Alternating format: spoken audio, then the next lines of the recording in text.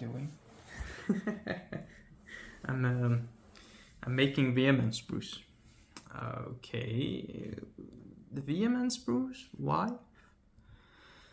Well, so we played the Buscherode Spring Fest in Germany, and the thing is that I played Unrival Brews, and I'm sure that the Unrival Brews is the better deck, but in a fast meta, it doesn't do that well. And why do I say that?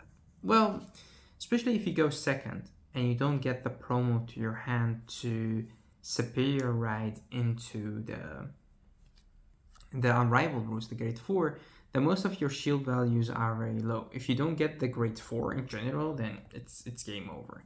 So there are lots of ifs and maybes, and especially going second, sorry, is just too slow. So then I was like, if I'm not playing Unrivaled Brews, then I should play something else.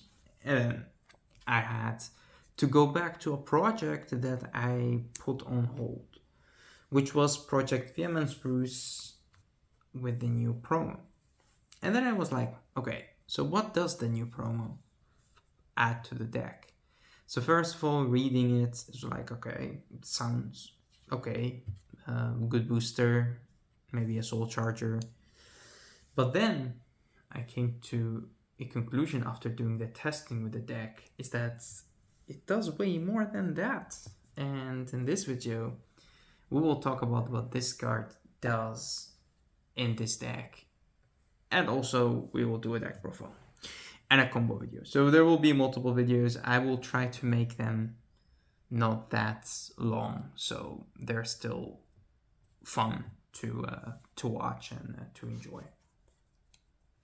All right, so first of all, Hines, him or it or herself, because the thing is when it comes to the art of this card, I don't know what to think about it. I think it's a she, but it's a Diabolos voice, so yeah. But in my book, it will always be a she. Like Noah was a she, or I will call it for now, because we're living in a society where you can't say he, she, and you have to say they, and I will not say they, I will say it. So it, Diabolos, it, Hines. So this interesting card does is that it said when this unit is placed on Vanguard circle, if your Vanguard is Diabolos, so it works with every Diabolos, you don't have to be grade 3.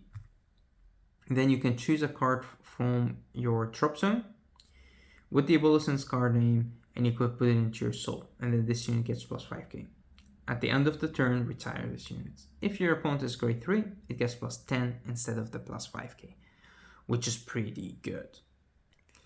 And then we have the second ability. When this unit is retired with a card ability during your turn, if you are in final rush, you could countercharge 1 and soul blast 1. The cost is soul blasting 1. You could only do that if you haven't countercharged this turn, so you can only use the skill once a turn to countercharge. Or if you have countercharged with another card, then you cannot use it anymore. So that's pretty much it for the card itself. And then what it does to the deck, well, it does a lot. The thing is that putting cards from the drop zone back to your soul is a way to recycle cards that you have lost in your damage zone or you have discarded in the early game. So this means every card you discard in the early game, to ride or whatever, is not bad. It's actually pretty okay. So that's why this card is quite good and as good as it is.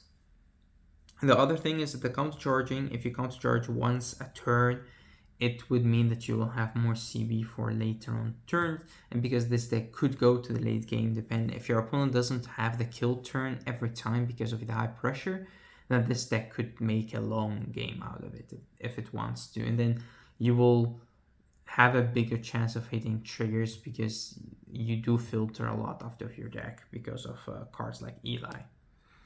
So yeah, And of course, the power makes it an 18k beater with the personality the 28 is also very, very, very interesting. But yeah, that's pretty much it for the card. I will do the deck profile, and then in the next video I will talk about a combo of the deck, and also another video that will be after France. I will tell you the results of that, and I will talk a little bit more about the deck. Alright, so first we start with the right line. The right line in this deck is the same as always. So you have the Viamance Bruce being your grade 3, and then you play the Richard, the Steve, and the Matt.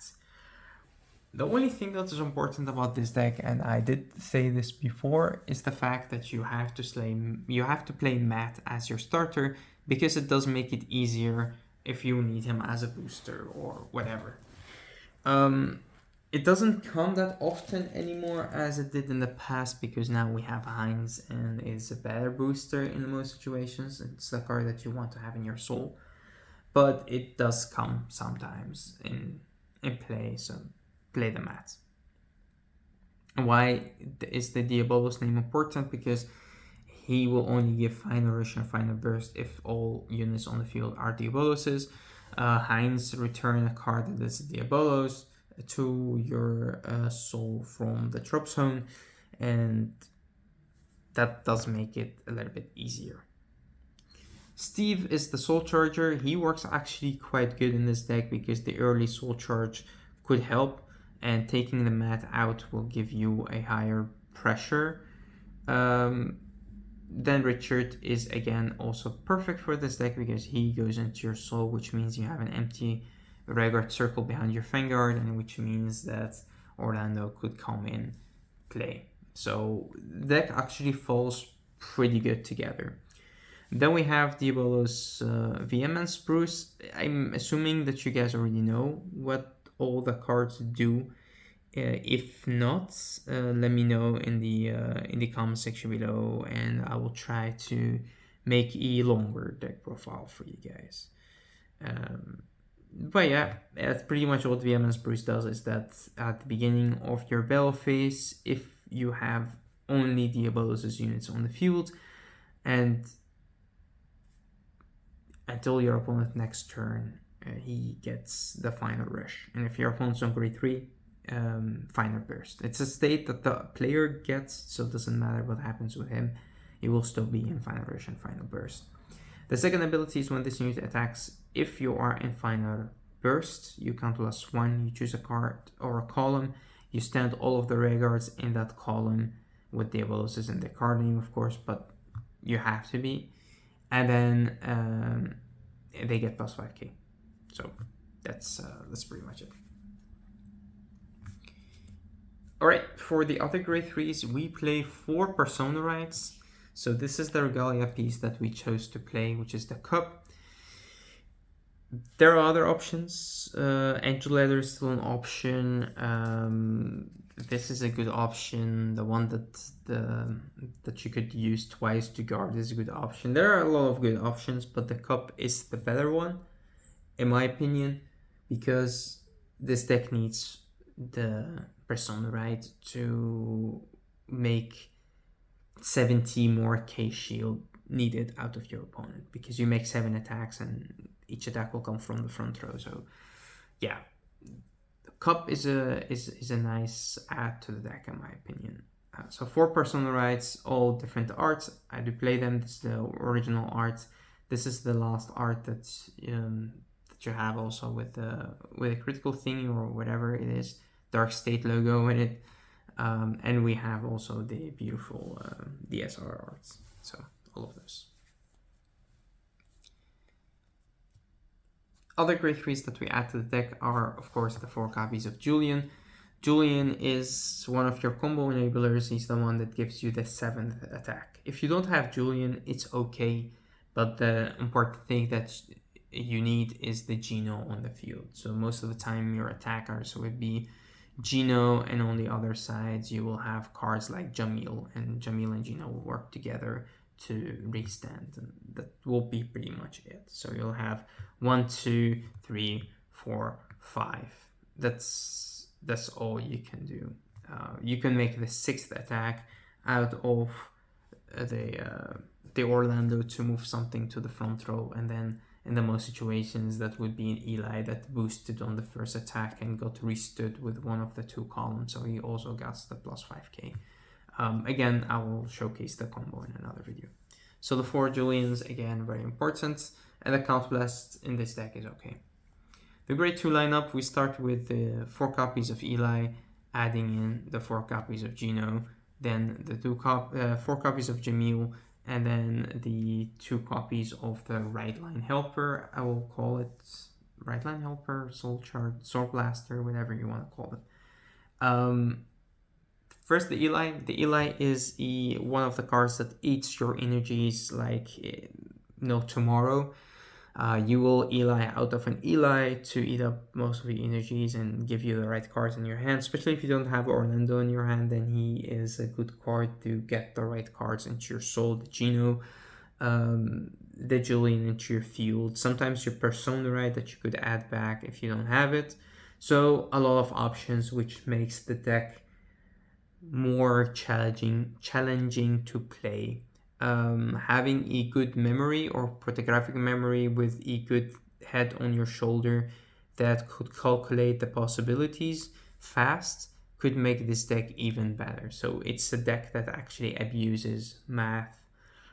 So yeah, that does make it, for me, lots of fun to play because you could get more out of the deck instead of a deck like Unrivaled, which is a straightforward deck. Of course, he also not only filtered the deck, but he's a good attacker and a good booster, which makes him, again, perfect for this deck.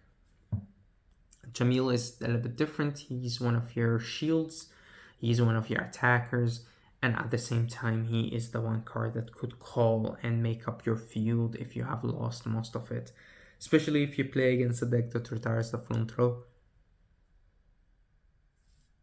Gino is a important key piece, the same as Julian.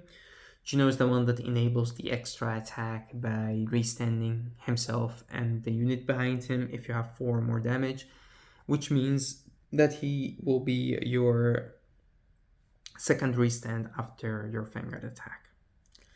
And then his second ability is the one that makes the deck also very flexible, is that if you're on a final rush, at the end of your turn, he goes into your soul, and then you choose a normal unit from your soul and put it into your hand. Could be a PG, could be a Diabolus unit, could be something that could give you a better next turn, could be your Persona right, which is most of the time, it would be a Persona right or a PG. That's it for the Diaboluses. Now we jump into the 2 flexible cards in this deck. These are the only 2 cards in this deck that you could take out and play whatever you like in the deck. I'm playing these because I find them good.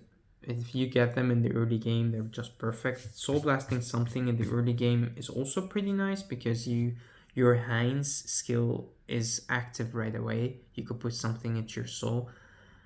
But most of the time, you will Soul Blast the random thing that you soul charged with your Steve. Their second ability also works in this deck, although you need to call on top of themselves. So what it does is that when this unit is placed, if you, from hand, if you have Persona Road this turn, you count +1, you choose a card from your soul, and you call it to a Vanguard circle. And then you may soul charge 1. The random soul charge could be very effective, but also the fact that you could call something out of your soul. You will call on the top of it because it's not in Diabolos, but it's still good to make up the bad field that you have if you have a bad field or you're missing something. They're the same, it's just a different art, and I like to play one of each because I like both arts. For the great ones, it's very simple. We play the 4 copies of Hines, we play the 4 copies of Orlando, and we play the 4 copies of PG. So no Elementaria on this deck. Why? Because you do soul charge randomly with Julian, with them if needed, with Jamil, with Steve, and if you soul charge a PG, you could add it to your hand with Gino.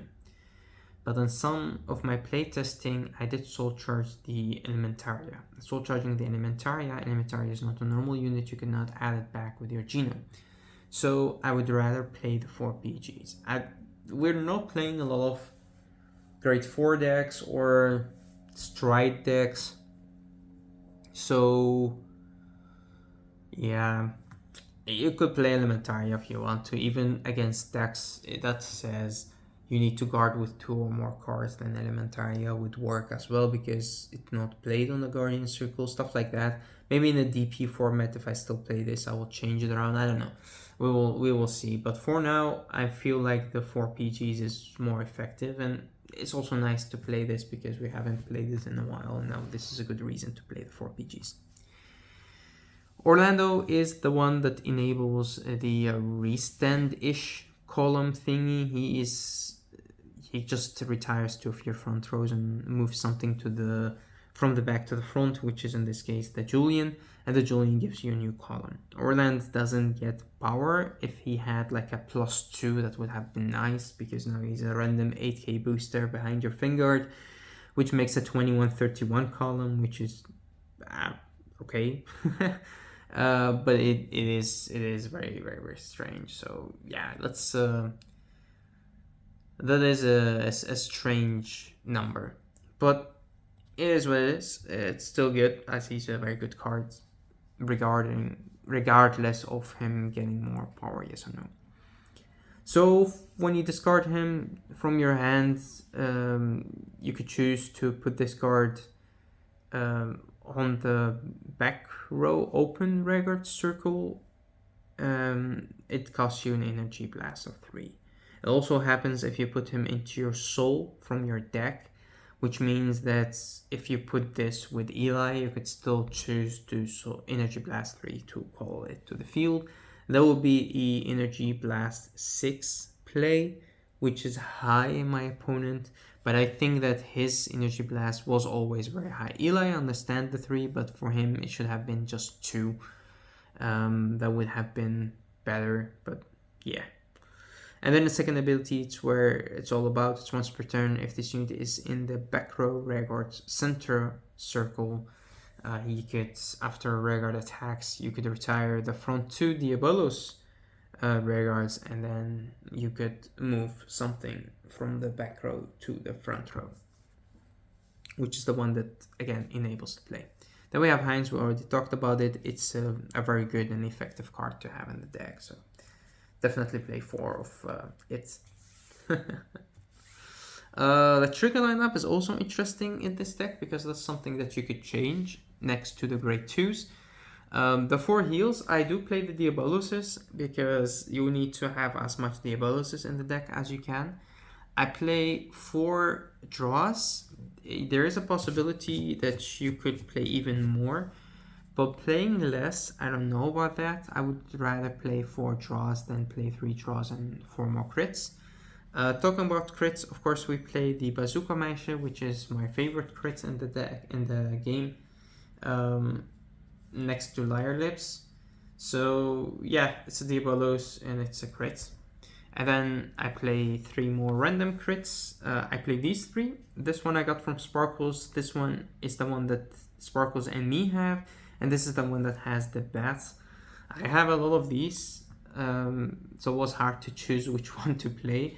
But I felt like they are very similar in color, and they all 3 have the eyes, like the one closed and one open.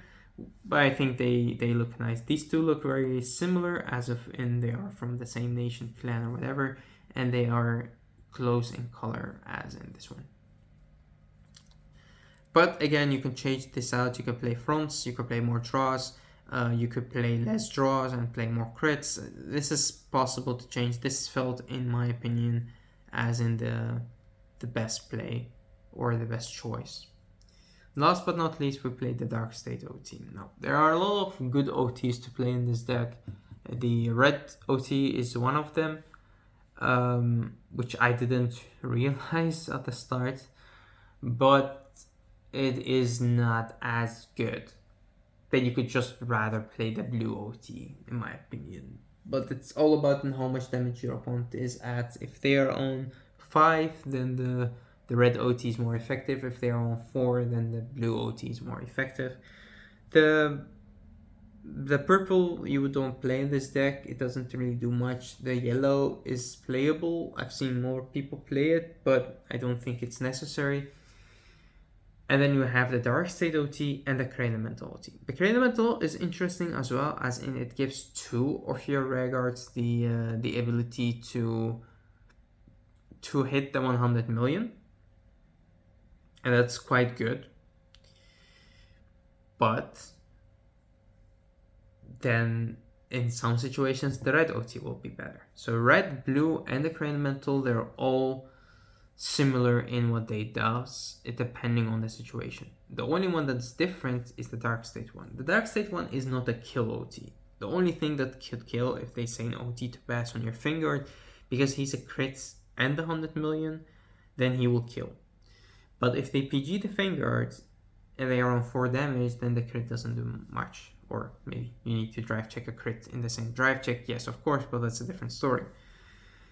But the good thing about him is whenever you get him, it doesn't matter. If you get him not in your kill turn, if you decided to attack first with your Rearguards and then with your Vanguard in the early game, he works always, and that's something that makes him interesting, because your Vanguard column is weak.